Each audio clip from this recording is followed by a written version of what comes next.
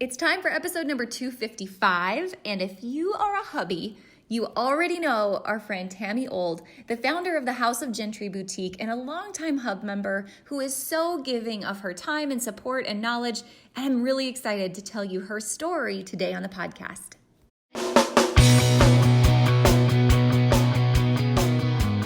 Let's talk about your business, strategy, and the juicy details of what actually works, from mainstream fashion to fashion on Main Street and the entire ecosystem behind it. How do we scale your company and do it with the balance and the happiness that we all seek? Let's hear from those insiders, experts, and strategists that actually make it happen. I'm your host, Ashley Alderson from the Boutique Hub, and I can't wait to chat.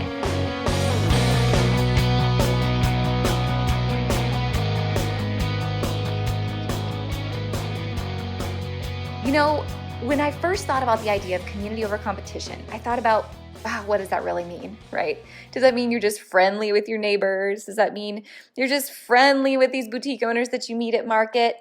No, it means so much more than that. It means that you are willing to give another boutique owner the shirt off your back. It means you are willing to give them the secrets to your success and know that they will do the same for you. Being a boutique bestie and living in community over competition means that you are willing to share your business because you know when you do, it uplifts the entire industry and in turn it makes it better for you. There are so few people, I think, in this world that truly live in community over competition. And I have to tell you that inside of the Hub, there are some that have gone above and beyond. And today I'm really excited to introduce you to one of them who has been a member of the Hub for, quite a long time, almost since the beginning, and someone who's made a name for herself in the Hub because she's always helpful with her thoughts and her feedback and sharing her real, open, and raw experiences. Guys, get ready to meet my friend Tamie Old, the founder of the House of Gentry Boutique. And today I'm really excited to talk to Tamie because, I think so often you hear on this podcast from, these big businesses. I don't know. I was going to say big boutiques, but it's all types of businesses. And I think it's easy to get the impression that success means bigger is better. And frankly, I don't believe that at all. I think success is defining on your own terms what you want your life to look like and what do you want to spend your days doing, right? And how do you want to lead your children or your family along the way? I think success is different to everyone. And bigger isn't better, but better is better, right? Fulfilling your own personal best or fulfilling the why and the mission that you have in business, that's what success is. And I've had this conversation with Tamie many times, and I'm really excited that she comes to talk about it today on the show. Because Tamie is a mother of two, she runs her boutique from her home, and she's done a great job at mastering her own understanding of who her clients are and how she wants to show up to serve her clients. For Tamie, it doesn't mean a massive warehouse or all kinds of employees.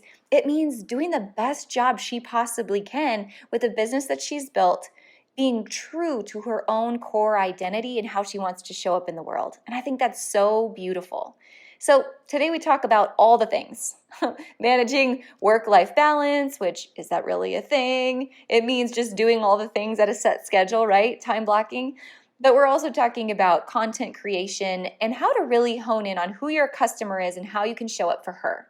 And we also talk about a big topic, which Tamie's been vocal about in the Hub, and that is, it is so easy to compare your life, your journey, your business to someone else's on the internet and to get lost in the trap of comparison.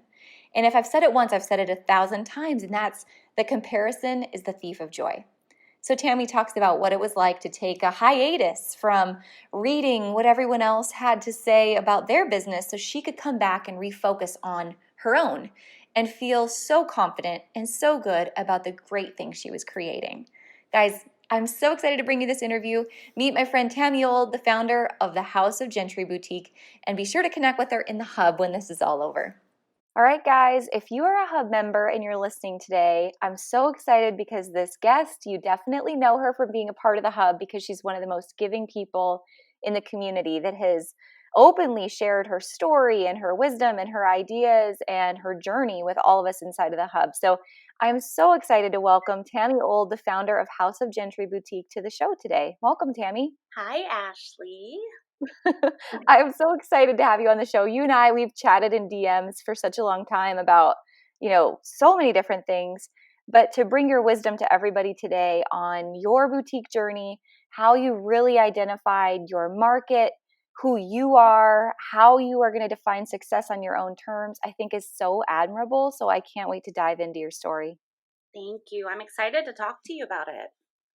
So let's start here. I always love the backstory. Talk to me about your background. I know you were involved and loved fashion from really early on in life. So talk to me about kind of how you grew up, how you got into fashion, and what led you to start a boutique.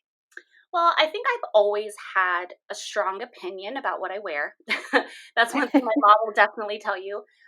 Even when I was young, I would try to alter my own clothing. I always wanted to be the one who said what I would be wearing. As I grew up, I ended up going to fashion design school. So I went to FITM in Los Angeles and studied fashion design there. I took a little bit of a detour and studied acting, and I modeled all throughout my teenage and 20s. So I took a break. And then when I had my daughter, I was staying home, and I'm just not one of those people who can sit still for very long. And so I was like, I need to do something, I need to create something. I've always wanted a boutique. This just seems like something I've always wanted to do. So right now just seems like the perfect time. So I started researching, Googling, doing whatever I could. And that's kind of how this came about. Awesome. And you've got two toddlers Yeah. while also running a boutique from home, right? Yeah. Talk to me about how the boutique has evolved since you've started it. Well, it's evolved quite a bit. So I started out with maybe 5 items in the basement of our Ohio home. And it was really one of those things that I kind of just I was trying to find pieces and bits of time for in between taking care of my first daughter, who was only like 9 months old at the time. So it was a little bit easier. And then as things kind of got bigger, I found that I had to kind of like block my time Hmm. and kind of try to figure out a balance. It's kind of confusing to like figure out like the best way to explain it, because it was all trial and error trying to figure out how to balance having kids, making sure they're happy and healthy, and then trying to just build up this dream for myself.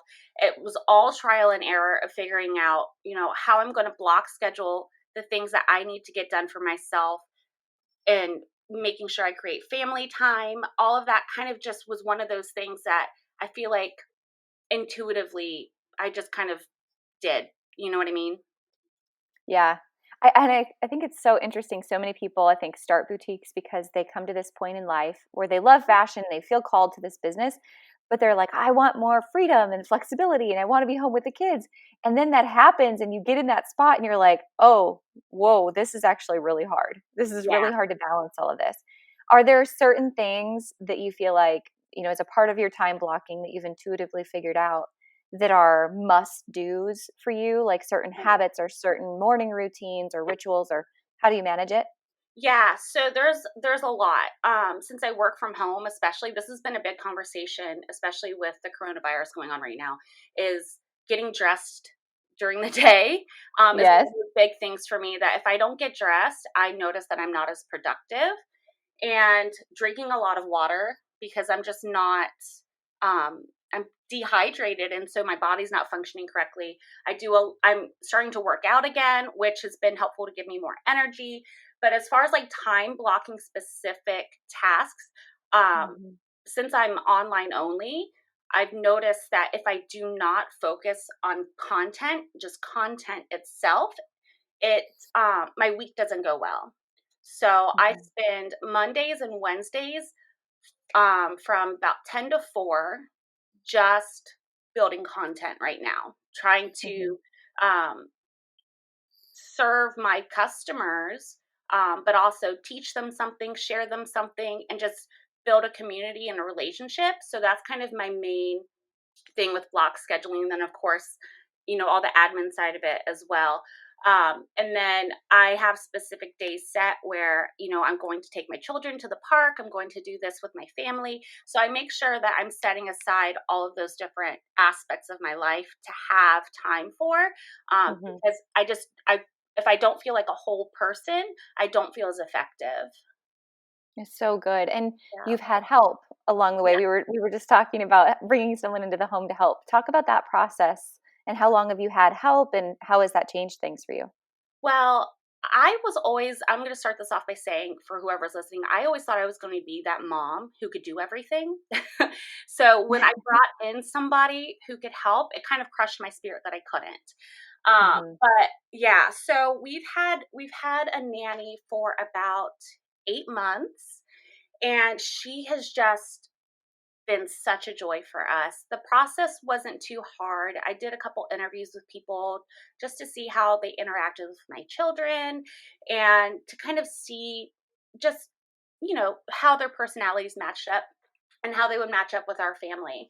And what I've noticed is I'm able to serve my kids better, as well as my customers, because they're getting, when I'm working, they're able to get this one-on-one time with someone who loves them, Hmm. probably honestly just as much as I love them, and they're able to do all the fun activities they want, and it's just made things a lot easier on me in my, consciously knowing that I'm getting so busy in my life that I don't have all that time that I thought I would have as a stay-at-home mom who runs a business from home. It's just not realistic, and I had to come to terms with that, and that was really hard. But now that we've had her for 8 months, it's just, I feel like it's such a blessing. It's the first employee I've ever hired, um, you know, for anything, because I still do everything else in my business, but it was the one thing that I saw that I wasn't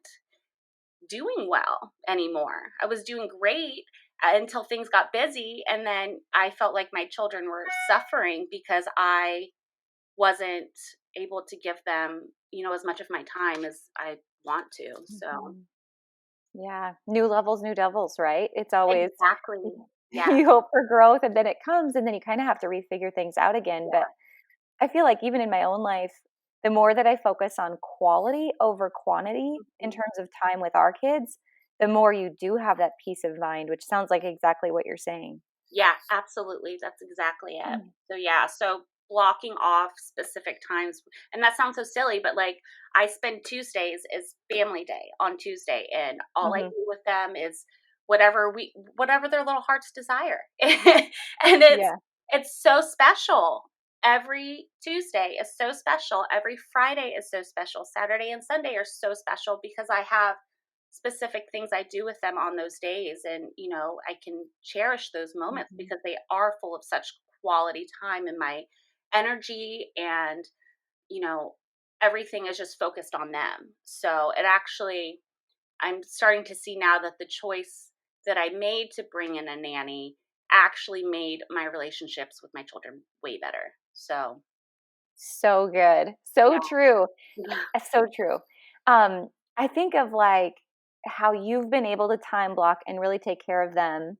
Part of it is because you feel now so comfortable and confident in what you're doing the other days of the week, right? Which is Yeah. growing your business. And one way that you've done that is you've become super laser focused on who your customer is and how you're going to serve her. And I know you specifically mentioned creating content those 2 days a week. I Mhm. want to ask you about all the content you're creating, but before I do, can you paint the picture of who your customer is? And I know it's the name, the House of Gentry. I'm sure there's others that are wondering where that name come from and how does that tie into who you are and who your audience is? Sure. So I'll answer about my company's name first. That's probably the easiest way to go into who my customer is as well. So I'm a big, I was an actor for a long time and a model for a while. And one of my biggest loves is Shakespeare. And I'm a Shakespeare nerd. I collect books.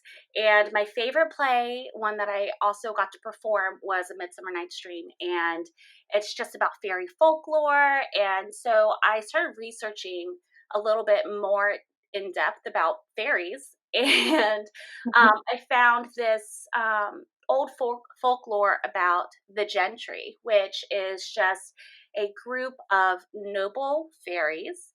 And so I was like, that sounds like it would be a really cool name for my boutique. So that's kind of how that came about. And so just me in general, I love things that are whimsical but feminine, things that, maybe a little alternative and different, but still very much relatable, I guess. And my Mhm. customer is pretty much the same way, because I feel like a lot of the women that I've built relationships with over the internet, we all kind of share some of the same attributes as far as our personalities. So she's a woman, we're around the same age, 25 to 35, who's just kind of introducing herself to motherhood and still trying to figure herself out, but is kind of alternative, but kind of also an adult and has to be. So she kind of has to figure out how to dress herself in a way that, you know, to be an adult. So she loves things that are feminine, but she loves to express her personality, which is a little bit alternative. She listens to music that maybe is a little bit more obscure that not everybody knows. And she enjoys really weird mythical creatures, or, like fairies, loves reading, loves festivals, all sorts of things. But she's in a new, mature part of life where she kind of has to have her clothing reflect that. Hmm. Yeah. I love that. And how did you, I know you said at the beginning of your journey, it's one thing to find clothes and to build this audience and to really find that woman. Yeah. How do you feel like your content has evolved to really hone in on who she is and allow her to find you and become attracted to your marketing message? Ways that I feel like people consume it so differently that if you can give a bunch of different ways to show, you know, the same item in different outfits, different ways to wear it, different colors to pair it with, a different, way of putting it on your body, even, like a t-shirt, if you knotted it, if you cropped it, if you did all, a million different ways of doing things. So I think that's kind of helped serve my customer better too. Because one of the things that I think I've really kind of come to understand, especially since I am online only, is my biggest hurdle is figuring out how to serve them without being with them face to face. And Mhm. so that was a big struggle for me for a while, because when I was in Ohio, pop ups were very popular. And so it was easy for me to be with women and actually talk to them face to face about the clothing, how they felt, all of that. And when I moved to Florida, the culture of that pop up stuff, I don't have as much here. So I really retracted back to only being online. And so I had to find that voice online. And I think just in the past 6 months, I'm starting to figure out that voice more than I ever have. Mhm. And now I feel like I can present a piece of clothing to my audience and have multiple different types of consumers really understand it better, because I'm shooting it so many different ways now. Talk to me about what channels you feel like are strongest for you. And I love that you're so focused on it's really like educating your customer. You're the Yeah. style educator, right? And they're your students. Yeah. What channels work best for you and like what do you feel like you really hit your stride with? Well, most recently, TikTok is where I focus all of my time, and then my content trickles down from there now, which is interesting because I'm so obsessed with it. So I really feel like I focus a lot of time on video now, Mhm. um, because I feel like whether it's live or pre-recorded, I feel more of a connection with my audience there. Um, I definitely feel like when I focus on video content, they're seeing movement and they're seeing me usually in the clothing, and that kind of gives them that instant connection to feel more comfortable to engage and talk with me. Mhm. So, and then can you repeat the question one more time so I can? What channels do you feel like you've really hit your stride with? And specifically, as I'm thinking about you mentioning TikTok, I'm wondering, are you taking a lot of the video content that you use on TikTok and putting it also on other platforms, or how are you cross using all the video content you're creating? Oh, yeah, sure. So, why don't I just give you a breakdown of like a content day for me. Really what I do is I take three pieces of, or three looks. If I take one look and I'll video myself in it, I'll video it multiple ways. I take all of the content on my phone and run it through an editor and process it for different formats. So I always start with TikTok because it's only 15 seconds anyways, and edit it for that. And then I kind of see while I'm doing those videos, I'm like, oh, this would be a really good photograph for Instagram. So I make sure as soon as I'm done with the video, I snap a shot of, if I'm in a mirror or wherever I'm at, I make sure to get a photograph. And then once I'm done with that, and I'm about to change into my next outfit, I go ahead and put it down on the ground for a flat lay. So I've kind of gotten to this rhythm just recently, of a new way of building my content. So I kind of make sure to hit all of those points of make sure you get video in this various ways of doing it, then go specifically to the app to record something with a popular song or whatever. And then I'll go in and edit once I get into the editing process I use InShot is my Mm. app that I use. So they have different formats that you can kind of play around with. So I always make sure to change them, especially for Instagram because it's a different format, so that it shows up better on a feed. And then I just make sure to get the flat lays, and then I take my camera outside. It's like a whole circus of equipment. But I get it done. I get it done, in 6 hours, twice a week. Talk to me more, because I know there's people that are wondering this. Talk to me about your camera. What type of camera? And what other equipment do you set up outside? Do you set up a tripod and then you have like a timer or a clicker in your hand, or what's that process like? Yeah, so I shoot everything myself, including anything that's on my professional camera. So this one is a Nikon D3400. I got it from Costco, and it came with a bunch of lenses, the case and everything. But then I got a special lens, the 50 millimeter, which gives that beautiful blurred background. Took me a little while to figure out how to use it. But when I did, I noticed the quality of my photographs on my website skyrocketed. Like, it's so much better to use a camera rather than a phone. I Mm. do everything else is on my phone. So any content for video, any content for, flat lays are always on my phone.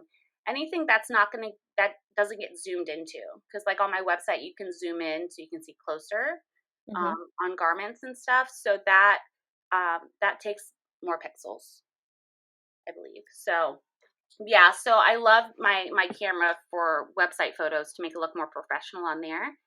And Hmm. then I use InShot to edit everything for video content. And then I set up my own presets in Lightroom so that, because I shoot a lot of the stuff on my phone, I shoot in shade because bright lights kind of tend to alter the color of your garments.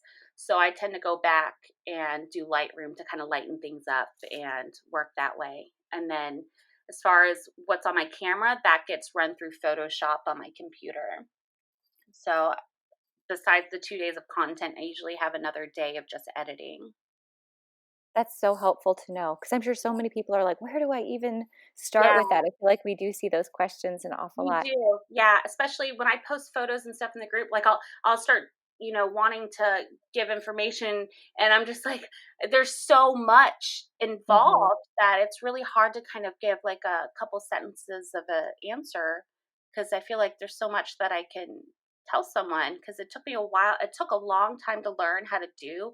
I was talking to Hmm. my husband about it last night. I can scroll back to my very first photo I took on this camera, and I can tell you it was not cute. It was so bad, so dark, so blurry, and it really is just practicing and knowing that I may suck at it right now, but a Hmm. year from now, nobody's gonna be able to tell me that I'm not good at this. I am so good at this. So it just takes time, and it takes reassuring yourself that you're gonna figure it out. I love that. I love that. One other thing you and I have talked about that you do a great job with, and I think so many people are really interested in this, especially with today's climate, is Poshmark and Yeah. finding creative ways to keep your business going even in the slow months or with overstock that you just can't seem to move to your regular customer base. Talk to me about how you got started with Poshmark and some strategy behind the platform. Yeah, so I actually started it probably a month after I opened my boutique, which was 3 years ago, almost four now. And I was just trying to dig around online, trying to figure out, I was like, I literally have like two customers right now. So what do I do with all of this stuff? Trying to figure out how to move it. And so I was doing some digging around online and I heard about this app called Poshmark that a couple of other boutiques were using. And I downloaded the app and I just took a look at it and was just taken back that there's like, we always talk about these warm audiences, cold audiences, people that you are already in your network. And this is an app of just people who are ready to shop. Like, I don't know you, but you're ready to shop with me. Like, you're literally coming on my profile because you're looking to buy things. So that Mhm. just was mind blowing to me. The idea of, having such an easy access to such a warm audience of shoppers.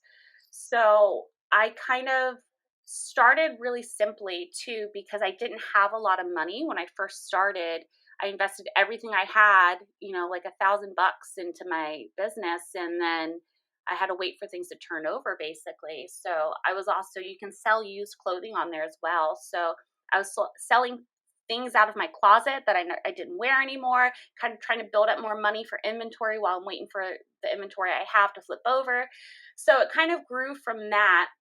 And it has now grown into something that's kind of a safety net for my business, because my website's consistent, but my Poshmark is always consistent. So Mhm. when we're seeing these low points on, online, I don't really see them on Poshmark because the audience is there to shop. So it's a little bit different than a social media site that's mainly used to connect with people. This one's used to connect with shoppers and stores. So it's been really helpful. Do you think that there's certain tips or strategies to getting noticed or found on Poshmark, or is there anything people need to know if Yeah. they're brand new to the platform? Yeah. So it's a lot of consistency. There's Facebook groups dedicated to tips and tricks. There's a couple of theories of how you should share your items out, when you should share them out. But the most important thing is to make sure that you're just involved in the app. When I first started, I was spending 8 hours a day on the app, um, making sure I'm sharing my stuff out. It's a lot of sharing, and that's kind of how the networking starts. A lot of following other shops, and just kind of spreading each other's content around is kind of how people get to know you. And Mm-hmm. then one thing I did that has been really helpful for me is, because you can't build an email list on there, that's not how that website works, is I took one of my listings and turned it into a list. So I have, a list of maybe 50 to 75 people right now that I tag every single time I upload something, every single time I feel like having a sale, anytime that I feel like I need to reach out to the people who shop with me on a regular basis now. I have a listing where I have a list built for those people. I can reach out to them anytime that, I have something going on, which is something that's interesting is, um, there's a lot of people who start to consistently shop with you on there. And it's really cool to kind of build another audience off of that. And then in turn, they've come back to my website and now are following me on my other socials.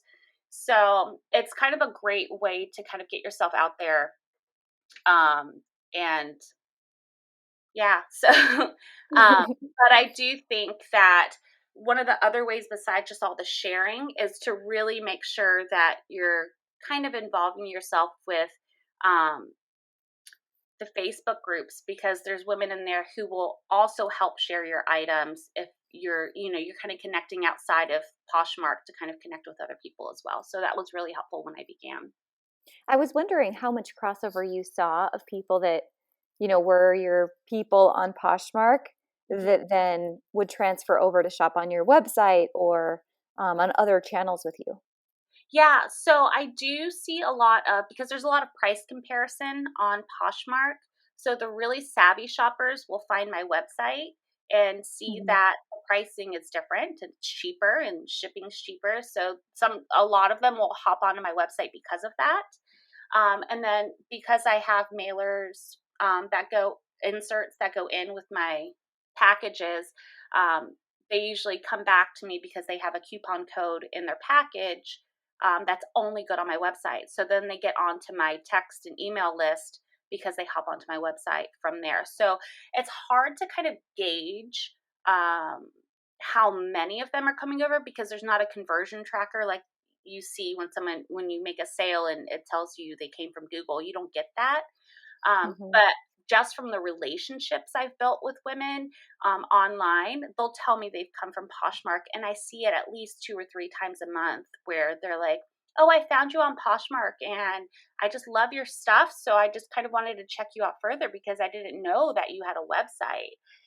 Some of these women are mind blown that like boutiques exist because it's I don't know how, but in this day and Yeah, age, but I'm usually one of the first boutiques they find, and they find me through Poshmark. So I think that's awesome. yeah. So, quick retail question. I've got to start asking every single boutique this question on the show, but outside of Poshmark, talk to me about the one best promotion that you've ever run. Oh my gosh. So I do this thing during the slower months for me called mystery boxes. So much fun. I build a whole event around it. I, send out invites to them online, and we kind of build it up. And basically, what it is I found there's many vendors who do it a few times a year. They just discount their inventory so steeply and they'll put it in a box for you. You don't know what you're getting is kind of a Mhm. scary thing, but it's always worked out. I'm telling you, it's always worked out. And they put it in a box for you.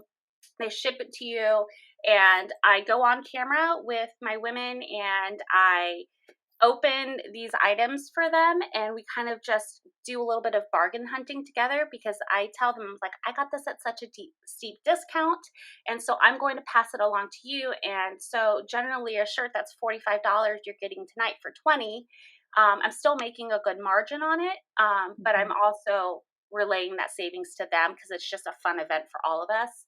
So mystery boxes have always been a great promotion because then after that, I tend to go through the whole aftercare of all of it where, you know, if they follow up with me for photos of their um, outfits that they got or anything like that, I tend to get some engagement built out of it as well because they can share pictures. They'll send me pictures, and you know how big Messenger is right now Mhm. with creating relationships online. So I do a lot of that afterwards too. So the process is usually not just one live sale. It's about a 2 week long process of kind of getting my customers the event invite to kind of following up with them in Messenger after. And Mhm. it's such a great promotion because it builds this like fun unity of just like because everybody loves a good bargain, everybody loves shopping, and it's fun to have a bestie to kind of like, oh my god, this top is so cute, and you're getting it such a great deal. It's just so much fun. It's fun because it's just exciting because you just don't know what you're going to get. So I love it. yeah. Love it. Talk to me, Tammy, about you've had some very good things happen as you've grown your business and exciting things, and you're serving your customers and you're building these amazing relationships. Talk to me about one of the biggest obstacles that you've had to overcome through this growth. Like, what have you had to figure out the most to get where you are right now? Yeah, I think the biggest thing for me is just I'm so perfectionistic, and I'm so competitive that it gets in my way. Hmm. And so I spent a lot of time comparing myself to others and spent a lot of time focusing on what other people had that I wanted to achieve. And it consumed so much of my time um, Hmm. that I wasn't putting my energy to good use. And so that's been my biggest obstacle, that I've just recently, in the last year and a half, 2 years, have really kind of overcome and become better because of it. Mhm. So I think that's really it. I had such a toxic mindset for the first year and a half of opening, because I wanted to be bigger than I was, quicker than I could. And so I Yeah. just had to slow down. Are there certain things you remind yourself, like when you, because I think we all have a tendency, I don't want to speak for everyone, but I would say it's pretty common that we fall back into that trap sometimes, and we have to stop and recognize, okay, this is a toxic feeling that I'm having right now. This is Yeah. not true. This is fear. This is anxiety. This is whatever it is talking to me, and it's not my reality. How do you pull yourself back out of that trap when you find yourself back in it? Um, it's one really interesting thing. When I went to Rise Business and saw Rachel Hollis speak, Hmm. she said that um, God only puts obstacles in front of you to make you stronger for what you're made Hmm. for. And I don't want to get emotional, but that hit so hard for me. And to know that He's making me stronger and better every single day, through these obstacles, that's what I remind myself. I just think you are going to be so strong and so ready for all of the riches to come. You're going to be so strong and so ready. And so, whenever there's an obstacle, I take a breath, and sometimes I take 4 or 5 breaths to kind of get myself together if it's, a really hard day. And I just, remind myself that, you know, if I can get through whatever is my obstacle that day, I'm going to be smarter, I'm going to be stronger, and I'm going to know how to handle it better next time. I absolutely love that. Yeah. I love that. This is happening for you and Yeah, not to you, right? absolutely. That's beautiful. Where else do you find, I know you and I have talked about Rachel Hollis specifically. Where else do you find that you go to fill your cup? Are there books or podcasts that you love or mentors that you love to follow? Where do you find inspiration every day? Sure. So I do a little bit of all of that. For me personally, I love self growth. I love Brendan Burchard. I love listening to music more than I do podcasts, though, because I just need to take myself outside of things to gain better perspective. So I tend to, if something is going on with me, or I'm trying to figure out, how to grow myself, I'll read books on occasion. I think my favorite one was "You're a Badass" by Jen Sincero. I love that one. That one was life changing for me. I loved that Mhm. book. That one was so helpful. Um, so I'll search out books like that to kind of give me a new perspective on how I can handle obstacles. And other than that, like, I try to find things outside, because my main obstacle right now, is staying productive in my business and staying Mhm. positive. So sometimes, like, you just have to walk away and, be a human outside of your business Mhm. to feel better about going back into your business. That's the best way for me to explain it, like, to find other hobbies and find other things. So that's why, as much as I love podcasts, I don't listen to them much, because listening to music kind of hits me at a different soul level than a podcast will.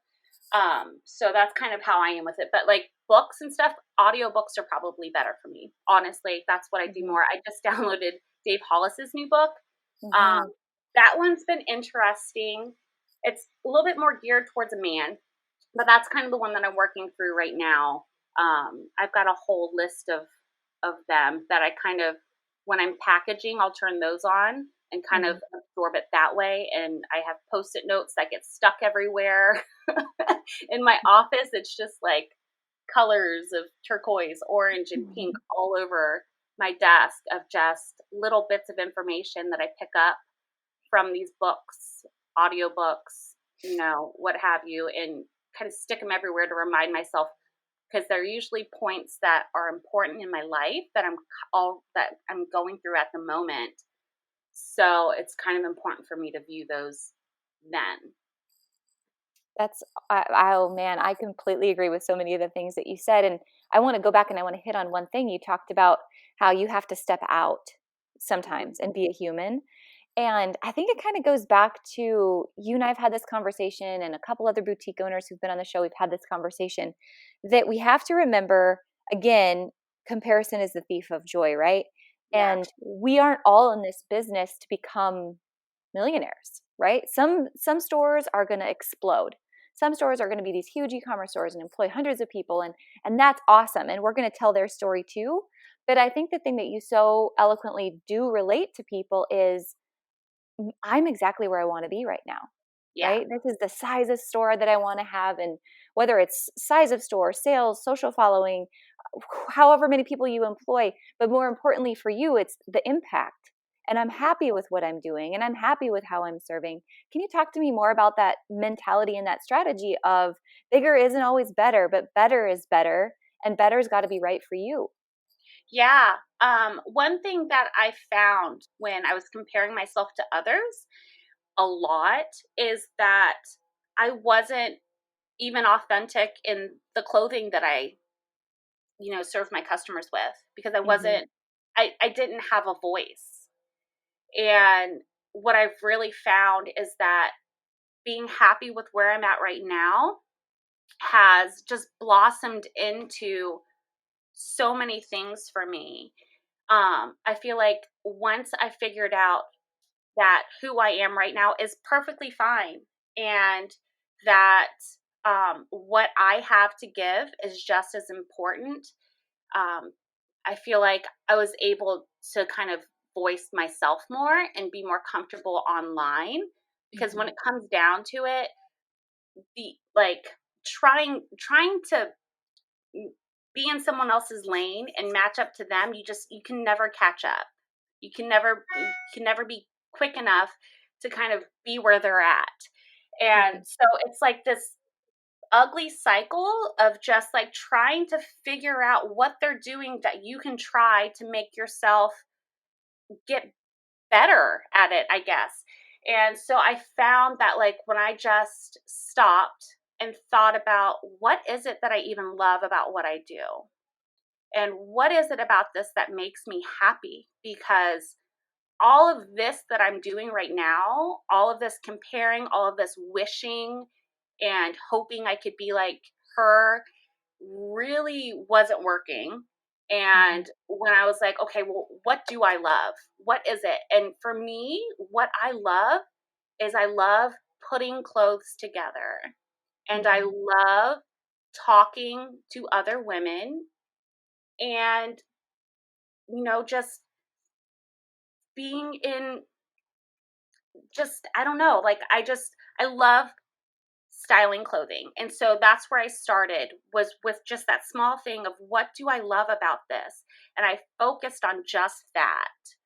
And from there, I gained a little bit more confidence for myself, because I'm like, well, I do have something I can give this industry.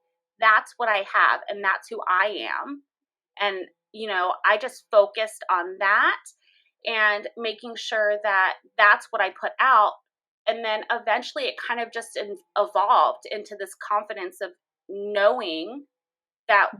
what I do is needed, and what I do is just as important, and it makes me happy. And at the end of the day, like, we didn't go into business because we wanted to be like someone else. We went into business because we have a voice that we want to share with others. We have a skill or a talent that we love, that we want to spend every single day doing. So it's finding those specific things for me to focus on, to kind of push all that negative stuff that I was going through out of the way, just focusing on Hmm. what I love and focusing on the positive. And I feel like that's what's changed me for the better. And that's what's helping me to serve, the women that I serve better, is because I have a focus for them. I have Hmm. I have a way to serve them in a way that I can in a way that they understand better than me trying to push something on them that I'm not even passionate about. You know what I mean? Mm-hmm. Yep, absolutely. So many of the things that you just said, Tamie, play right into why we're having this conversation in the first place, right? And why I think that all the businesses that we serve exist, and why the hub exists, and why this podcast exists. And that's because we're here for such a greater purpose than to sell something or to make money or to have a business, whatever it is, right? So talk to me about, you've got two beautiful kids and you're 30 years down the road and you've got grandkids and you're sitting on the front porch and you're talking about the House of Gentry and the business that you built and the life that you lived. And as you're talking to them, tell me, what's the thing that you want them to remember the most about who you were and what you created? I want them to know that success isn't just about, it's not a numbers game. Success really does, at the end of the day, when it comes to business for me, is that success has to come through happiness. If you're trying to build something that's not making you happy, your life is going to reflect that in other areas. So I just think that I just want them to know that what I built out of love and passion for something that I really truly believe in. And if they learn anything, that hopefully that achievements aren't always about money. Achievements sometimes are really just about living truthfully and unapologetically how you want to. Hmm.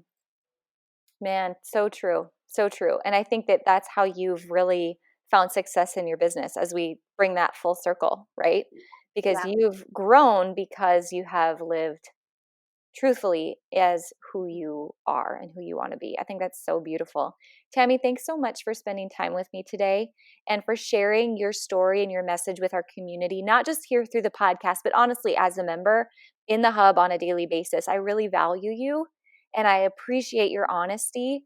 And I know so many other members do as well. Thank you for having me.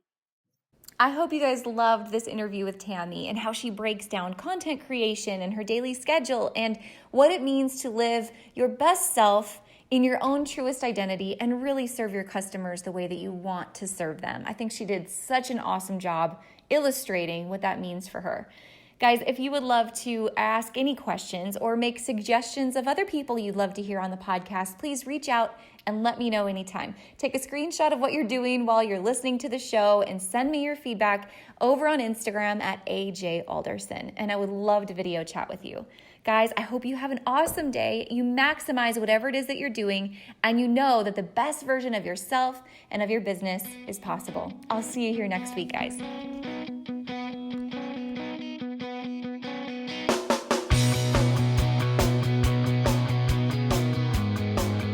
Hey guys, thank you so much for listening to this episode. We hope that you loved it. Don't forget to hit subscribe and leave a rating and review down below for a chance to be one of our featured listeners each and every week. For more information on our spirit of community over competition and how to access complete show notes and bonus downloads from our guests, head on over to theboutiquehub.com and join the community. We'll see you next week.